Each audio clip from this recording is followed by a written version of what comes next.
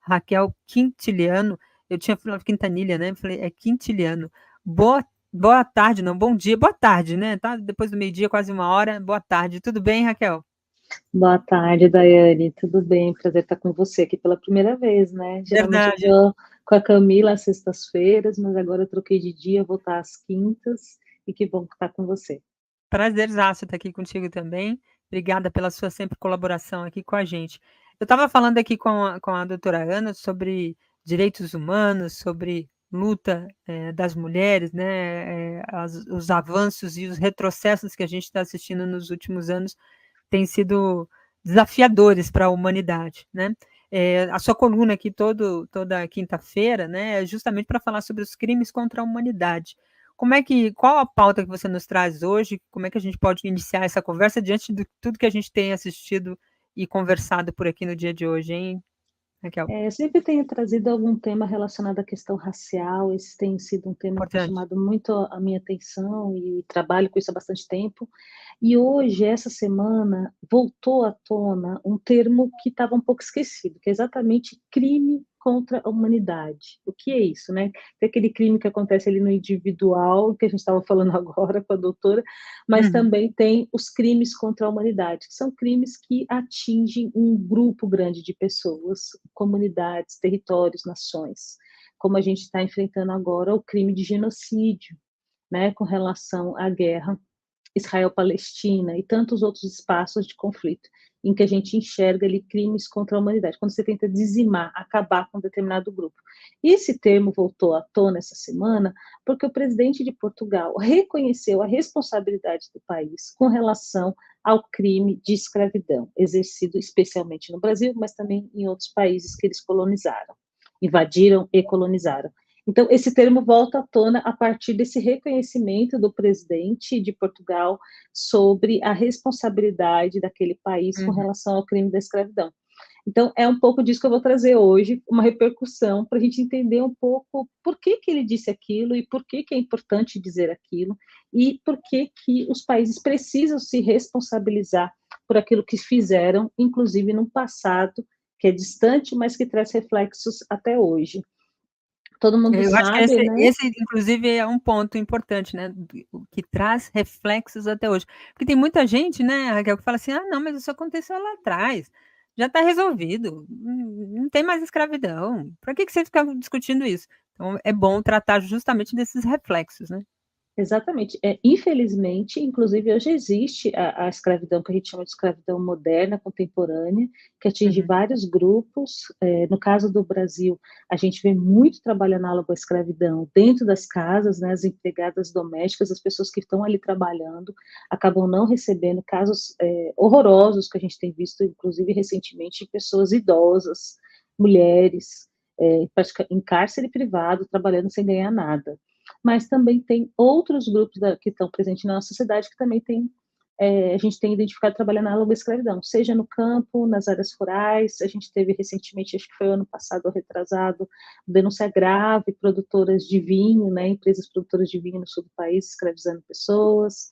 A gente tem visto muito também nas grandes regiões metropolitanas como São Paulo, Rio de Janeiro, um trabalho análogo à escravidão de pessoas que estão ali naquelas oficinas de costura, né, naquele fundo de quintal, trabalhando também de forma forçada, sem direitos, sem salário, muitas vezes, ou com salário ínfimo, e acumulando dívidas, porque cobra-se a hospedagem, a comida, tudo da pessoa, mas não paga o trabalho dela e exige que ela trabalhe o tempo todo. Então, isso é muito comum. A gente tem visto isso no Brasil, mas a gente tem visto isso em muitos lugares. E a gente precisa pensar que quando a gente compra aquela blusinha, sabe, de R$ 5, R$ 10, será que custa 5, R$ 10 para produzir uma blusa? Será que alguém não está sendo explorado nessa cadeia produtiva?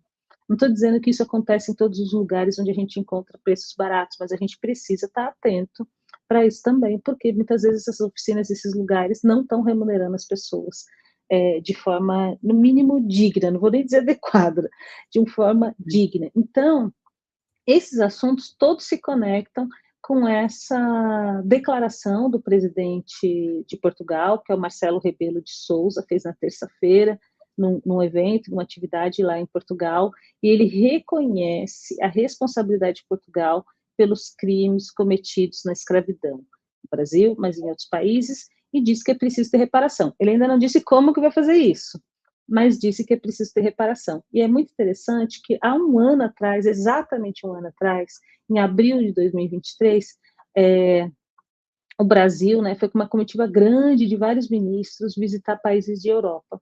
E um dos países que o Brasil esteve foi exatamente Portugal, e com uma agenda para discutir enfrentamento ao racismo e promover equidade racial. Uma agenda que veio muito calçada na efervescência daqueles crimes de racismo que ainda estão acontecendo contra jogadores de futebol, na Europa especialmente. Mas veio à tona essa discussão naquele momento, o Brasil assinou acordos de cooperação, Brasil e Portugal, para ações mútuas de enfrentamento ao racismo e promoção da equidade racial. Agora, um ano depois, esse assunto volta à tona e o presidente de Portugal faz essa declaração. E também poucos dias depois de ter tido o Fórum de Afrodescendentes das Nações Unidas, que aconteceu em Genebra. Então, existe uma efervescência, um campo e um espaço propício nesse momento para fazer essa discussão, e imediatamente assim que o presidente de Portugal, o Marcelo Rebelo de Sousa, faz essa declaração, também a ministra Aniele Franco, que estava naquela comitiva em 2023, em abril de 2023, se posiciona, diz que é importantíssima esse tipo de declaração que foi feita, né, e que ela vem na esteira de reivindicações de séculos, de muito tempo, das pessoas negras, especialmente do movimento social negro. Então, a ministra chama atenção para esse assunto, diz que foi muito importante e relevante a fala do presidente, mas diz o seguinte: isso é uma resposta a reivindicações que estão sendo feitas ao longo do tempo. Então, de fato, há muito tempo, o Brasil e outros países estão buscando não só que esses invasores e colonizadores reconheçam aquilo que fizeram, mas que busquem medidas para mitigar essa situação. Então, é muito relevante essa posição deste presidente, assim como o Brasil também já tomou uma posição parecida por mais de uma vez. Lula, em visita a países africanos, pediu desculpas e pede desculpas pelos ocorridos no Brasil com relação à discriminação contra os povos afrodescendentes e africanos. Então, é um movimento que se espera de um gestor público em 2024. Acho que aliás, um movimento que a gente espera há bastante tempo, e que bom que agora está acontecendo. A gente vai precisar identificar os efeitos depois e, de fato, o que é que eles vão fazer. Mas um outro ponto que é interessante a gente observar, que é exatamente nesse ano de 2024 que acaba a década internacional de afrodescendentes, que foi instituída pelas Nações Unidas em 2015, para fazer um chamamento global para que todas as nações membros de Nações Unidas pudessem executar ações, um plano de ação para enfrentar o racismo, a xenofobia e as discriminações correlatas. E esse plano nasce muito antes, que é o Plano de Ação de Durban, da Conferência de Durban, que aconteceu na África do Sul, que leva exatamente esse mesmo nome, né? Conferência contra o Racismo, Xenofobia e Intolerâncias Correlatas. Então, 2015, cria-se um movimento para chamar esses países e instar eles a compreender o fenômeno, mas também promover ações nesses 10 anos aí, 2015 e 2024. Então, este ano, a gente encerra essa década. Não sei se vai ter ainda uma repercussão, um alargamento desse período, mas vai ser pelo menos um momento de fazer uma revisão e de saber o que é que as pessoas fizeram, o que é que os países fizeram, o que os gestores públicos fizeram para enfrentar essa situação. E esse plano de ação, na verdade, essa convocação, ela é muito clara em 2 pontos aqui que eu até anotei, que é o seguinte: trabalhar pela eliminação de todas as formas de discriminação racial, bem como assegurar a sua plena e efetiva implementação. Então, é preciso um esforço. E existem 4 eixos de atuação para esses esforços. O primeiro é o de reconhecimento. E aí, reconhecimento tanto da cultura, das capacidades desses povos, mas também o reconhecimento desses tipos de crime contra a humanidade, como foi o crime, como foi esse período escravocrata no Brasil, mas também em outros lugares. O segundo eixo é de justiça, o terceiro de desenvolvimento e o quarto discriminação múltipla ou agravada. Então, a ONU diz o seguinte: os países precisam se desculpar e pagar reparações. Isso é claro nesse plano, é nítido nesse plano. E diz o seguinte: é preciso também honrar a memória das vítimas dessas tragédias. Então, tem um espaço para construir memória e honrar as vítimas dessa tragédia, né, e fazer com que aquilo que ainda acontece até hoje possa ser ressignificado e mudar, mas também é preciso pedir desculpas e é preciso construir estratégias de reparação. E aí eu fui olhar com atenção, Daiane, num ponto específico que fala dessa questão de justiça, e assim, é muito claro que diz o seguinte: reverter as duradouras consequências destas práticas, tendo como obrigações morais em consideração. É exatamente aquilo que você falou. Até hoje, a gente sofre as consequências de um período escravocrata que foi legal no país. É importante dizer isso porque foi legalizado. Inclusive, ele tinha regras. Outro dia eu estive no Rio de Janeiro, num espaço do Itamaraty, e tinha uma série de livros e registros históricos, e tinha um documento que dizia o tipo de castigo que você poderia impor à pessoa que você escravizava. Quantas chibatadas você poderia dar. Olha o absurdo que isso foi. Isso estava documentado, registrado, e era possível ser assim. E do mesmo jeito, nesses documentos também tinha as pessoas que estavam chegando no Brasil, famílias, muitas vezes portuguesas, mas também de outros países de Europa, e elas tinham que listar todos os seus bens. Então ela dizia: estou chegando com 2 malas, com guarda-roupa, 2 porcos, uma galinha e 2 pessoas, que são meus escravos, que eram coisas, entravam na categoria de coisas que as pessoas estavam trazendo. Então, realmente, é por isso que a gente entende esse período como crimes contra a humanidade, na medida que você transforma as pessoas em coisas e permite, inclusive, legalmente, castigos, trabalho forçado, sem remuneração, sem pagamento. Então, infelizmente, a gente vê isso até hoje. Há reflexos que a gente enxerga até hoje, em vários espaços da nossa sociedade, né? As pessoas negras que foram escravizadas lá atrás, que foram trazidas, sequestradas do continente africano e vieram para cá trabalhar, seguem hoje sendo mais vulneráveis a um trabalho análogo à escravidão moderna, mas também a uma série de outras discriminações de todos os tipos, inclusive do não reconhecimento de sua existência, de sua cultura, das suas habilidades, das suas capacidades. Então, realmente é um tema que veio à tona agora com essa fala do presidente de Portugal.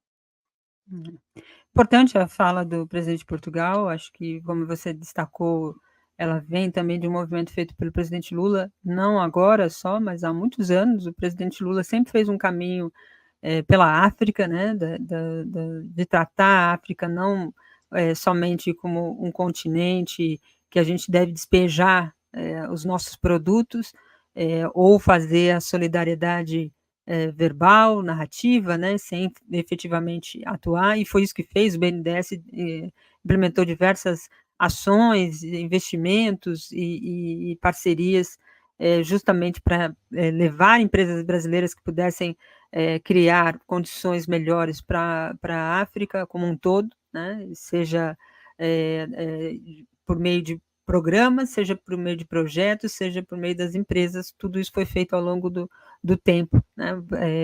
Tanto que o presidente Lula, sempre quando vai à África, é sempre muito bem recebido, e as lideranças africanas sabem da importância que tem uma voz como a do presidente Lula num discurso como esse. Eu queria avançar nesse patamar que você traz aqui sobre a reparação, porque de manhã muita gente, quando ouviu esse comentário do Zé Reinaldo e de outros comentaristas aqui, falava assim: vai devolver o ouro, que a Europa vai devolver o ouro que nos roubou, quero saber quando vai devolver as joias dilapidadas ao longo de séculos, né, e o trabalho escravo citado de hoje, ele é uma consequência justamente do que foi feito durante séculos, né, de exploração dessa mão de obra, que gerava muitos dividendos e fez com que esses impérios europeus se mantivessem durante séculos como se mantiveram, né? A reparação é uma discussão que se tem, né? Por exemplo, se pegar as minas de ouro da Inglaterra, do Reino Unido, não há uma mina de ouro no Reino Unido, mas nos bancos está recheado de ouro, que é justamente resultado da exploração desses países. Está lá, né? Está na conta da monarquia inglesa. Como é que a gente pode interpretar essa questão da reparação, mensurar essa questão da reparação? Ou a reparação pode vir por diversos mecanismos, né? Muito se fala assim, tem muitos museus com relíquias, com riquezas desses países que foram explorados. Vai devolver? Devolver em que condições? Né? Porque senão vira discurso da branquitude, né? Tá vendo? A gente devolveu e foi roubada, sumiu, ninguém sabe onde está, porque esses países vivem em conflitos, tem guerras, justamente resultado também dessa situação. Então, tudo vira um instrumento para dizer, eles não sabem cuidar disso, eles não têm poder, não têm condições. O Haiti vive um conflito há décadas, né? E não consegue sair dele. Como a humanidade deve discutir essa questão da reparação, hein, Raquel? Eu acho que o primeiro ponto que você trouxe dessas visitas do presidente Lula ao continente africano, e sempre fazendo muito investimento naquele país, mas também fazendo trocas e cooperação. É importante a gente entender isso, porque senão fica sempre aquela ideia de que a gente tem que ir à África doar coisas. Na verdade, a gente tem que fazer isso sim, investir, mas também trocar, porque é de lá que saiu tudo. O que a gente tem de matemática, de astronomia, de geografia, de ecologia, saiu do continente africano. De linguagens, saiu do continente africano. Então, a gente também precisa trocar esses saberes. Então, só queria trazer esse ponto, porque isso o governo Lula fez muito, né? Através de cooperação, inclusive trazendo a Fundação Cultural Palmares e outras entidades culturais e de memória do Brasil para fazer essa troca. Então, só queria registrar esse ponto, porque senão a gente sempre fica com aquela ideia de que está indo lá ajudar, sabe? O continente africano, fica aquela ideia dos pobrezinhos, etc e tal, e não é bem por aí. O continente africano tem muito a entregar e a oferecer para o Brasil e para outros países. Só para fechar essa aspas, que eu acho que é importante pontuar Não, isso. perfeito, é isso mesmo. Com relação à reparação, existem várias formas de fazer reparação. Eu acho que tem uma reparação que é financeira, sim, que é devolver dinheiro. Né? Como a gente vai mensurar isso? A gente precisa ir de outros estudiosos para pensar. Mas existe uma reparação que está relacionada com recurso, com dinheiro. Isso acho que é super importante, tem que acontecer. Inclusive, uma discussão do Banco do Brasil, recentemente, com relação a isso também.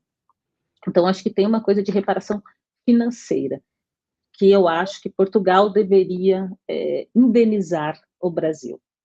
Indenizar o Brasil. Isso é a opinião da Raquel. Deveria indenizar o Brasil. Identificar uma cifra e indenizar o Brasil. Identificar uma cifra e indenizar os países que invadiu, colonizou e explorou. Não só o Brasil, Cabo Verde, Moçambique, e vários outros por aí. Então, acho que tem essa questão financeira que tem que ser discutida entre os países e pensar, assim, numa cifra, ainda que ela seja simbólica, e existir uma indenização. Não é difícil de fazer isso. Aqui no Brasil, por exemplo, quando a gente tem o crime de uma pessoa que é escravizada, hoje, a gente tem visto recentemente, né? A justiça vai lá e determina que aquele pessoa que era o empregador daquela empregada doméstica que foi escravizada ali, que ele pague por todos os anos de trabalho dela, o INSS dela, o fundo de garantia dela. Então, assim, acho que não é difícil de fazer essa conta.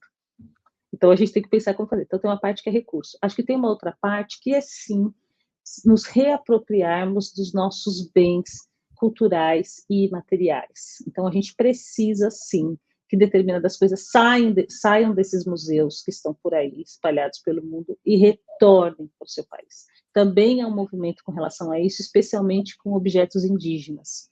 Então, acho que isso também tem que ser feito com objetos de cultura afro-brasileira e de outros grupos étnicos. Então, sim, acho que esse movimento é importante. O Brasil hoje tem espaços de preservação muito bons, museus públicos espalhados pelo país inteiro, com capacidade de absorver isso, universidades com capacidade de estudar esses objetos e também absorver e depois disponibilizar para consulta, para exposição, para o que for necessário.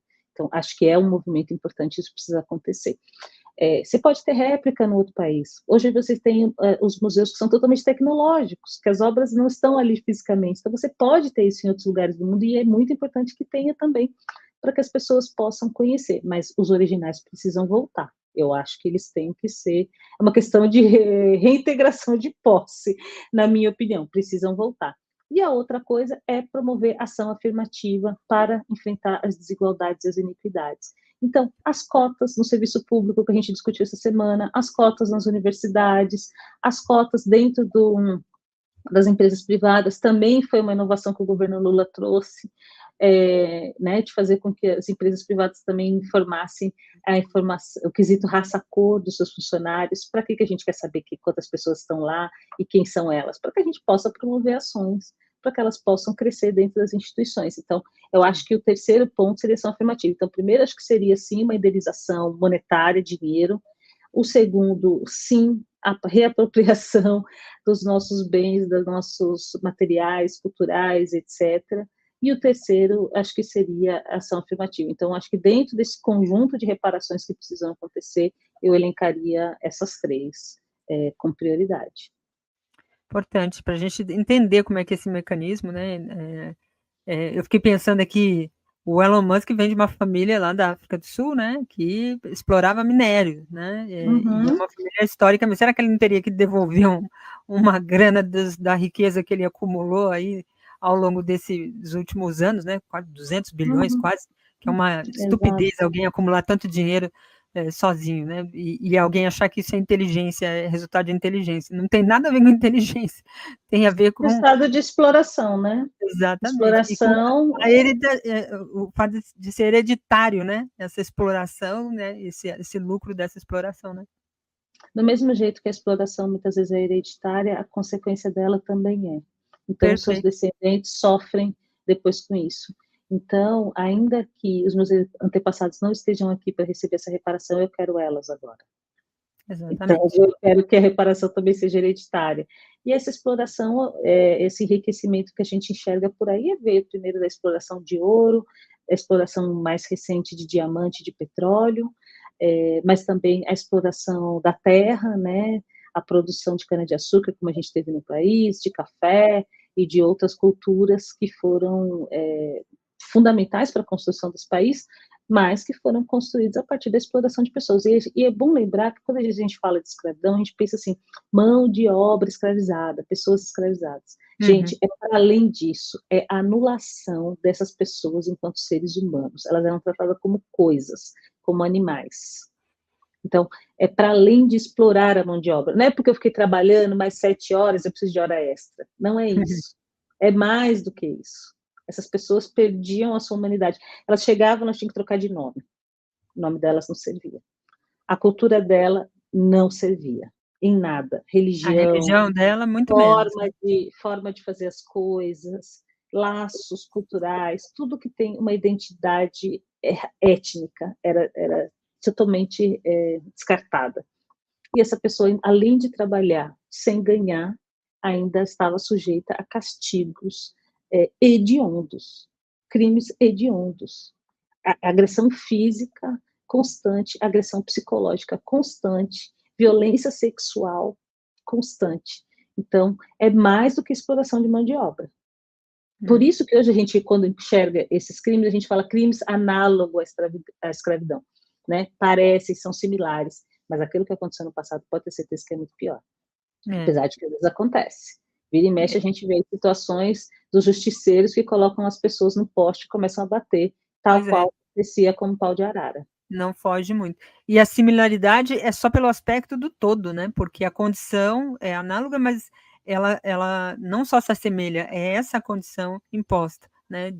A pessoa não tem direito de ir e vir, a pessoa é obrigada a trabalhar e psicologicamente também é presa. A violência trabalho análogo, ela só não tem a exposição como tinha antes e a legalidade que o Estado dava, né, aquele processo de escravização, mas ela Exatamente. acontece com os mesmos modus operandi, né. Daiane, antes da Raquel, gente terminar, eu queria não só vou fazer duas terminar. sugestões.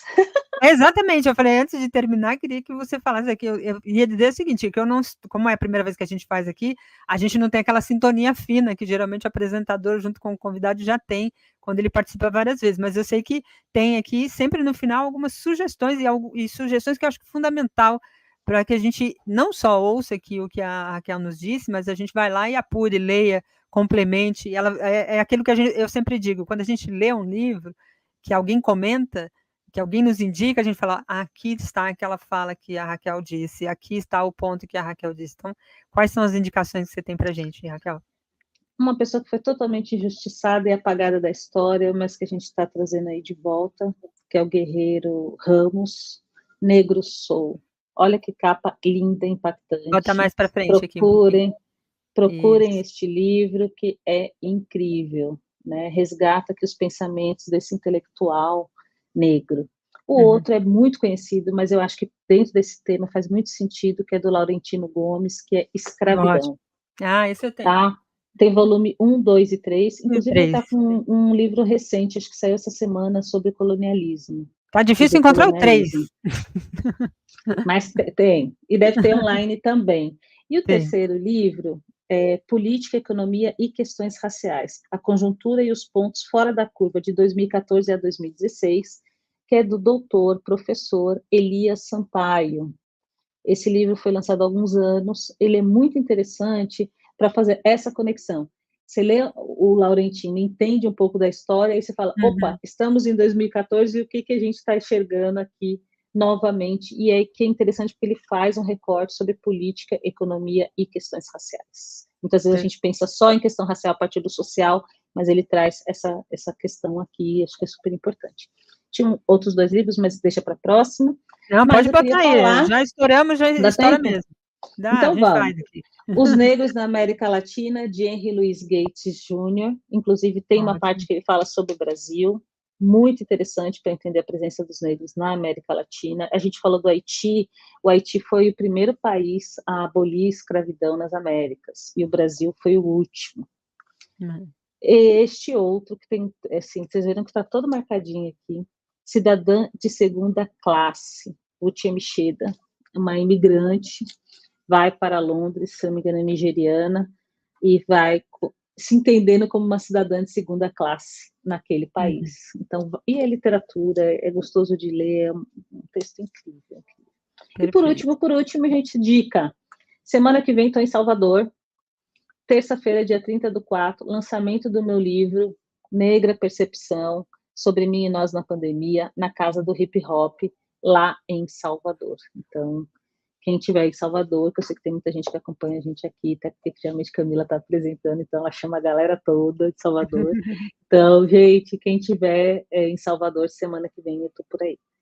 É isso, Camila, já anuncie direitinho para a gente aqui a data, manda para a Camila, a gente bota aqui antes, se for, como o programa é todo dia, consegue anunciar bem antes para o pessoal participar, é importante, na Casa do Hip Hop, então? Casa do Hip Hop, dia 30, às 18 horas. 18 horas, bora lá conferir. Raquel, foi um prazer, obrigada pela sua participação, pelas suas informações. Eu recomendo sempre também ler Abdias do Nascimento. Leia tudo que tem do Abdias do Nascimento e do nosso e veja todas as obras. Ney Lopes e Abdias, para entender a questão racial, junto aqui com as indicações e a própria obras da Raquel, acho que complementam bastante o entendimento do que a gente tem sobre a questão racial aqui no Brasil. Raquel, obrigada, bom trabalho, boa luta aí, a gente se vê aí na semana que vem, já com a Camila. Um abraço, tchau, tchau. Até a próxima. Tchau. Vou ler aqui rapidamente, já estourei o tempo, já vamos puxar minha orelha mesmo, e como eu estou na direção da TV, eu vou me puxar a orelha mesmo, depois o pessoal vai brigar comigo. Mas eu vou botar aqui na tela, primeiro, o comentário da nossa internauta Júnia de Coguerra, ela mandou um superchat aqui para a gente, falando sobre a questão do voto, né? Ela disse aqui, eu vou enviar para você uma foto da minha trisavó, aos 99 anos, votando, quando nós, mulheres, votamos pela primeira vez em 1932. Olha que relíquia maravilhosa para mostrar para gerações da família. Assim, olha que a minha trisavó, no caso da Júnia, né? E para tantas outras gerações que possam vir para frente, né? Tá aqui a foto que ela nos mandou. Deixa eu botar no detalhe aqui, mais próximo. Isso, tá aqui, a trisavó da Júnia. Que orgulho, Júnia, dela votando e vocês conseguirem registrar esse negócio. Mas a foto é tão emblemática que tem 2 homens atrás dela, né? A mulher votando pela primeira vez, e aí tem 2 homens ali na fiscalização ali, parece, né? Não sei, depois você me explica direitinho, Júnia, em que situação é essa situação, se é parentes dela, como é que é, né? Os netos, de repente, os filhos, mas uma foto emblemática que fala muito do tempo, da história e da necessidade que a gente tem de entender como a gente chega, né? E que também era o que a Raquel estava abordando aqui, né? A gente chegou aqui, mas é fruto de uma herança.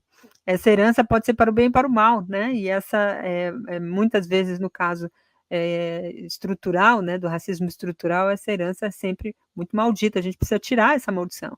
E ela se tira, a maldição não no sentido religioso, mítico, mas no sentido real das coisas. Então, acho que é esse o caminho que a gente precisa percorrer. A religião não carrega essa conotação. O que carrega essa conotação eram as atitudes, as ações de quem as implementou e lucrou ao longo dos anos com isso. A gente vai ficando por aqui, o Giro volta amanhã com a Camila, aqui de volta ao posto. Eu volto de manhã lá no Bom Dia, mas mais tarde encontro vocês lá no Brasil Agora, tá bom? Beijo, fiquem aí, tem uma entrevista da Marina Silva, ministra do Meio Ambiente. Léo participou lá do Centro de Comunicação de Mídia Alternativa Barão de Itararé. A gente volta amanhã. Valeu, tchau, tchau.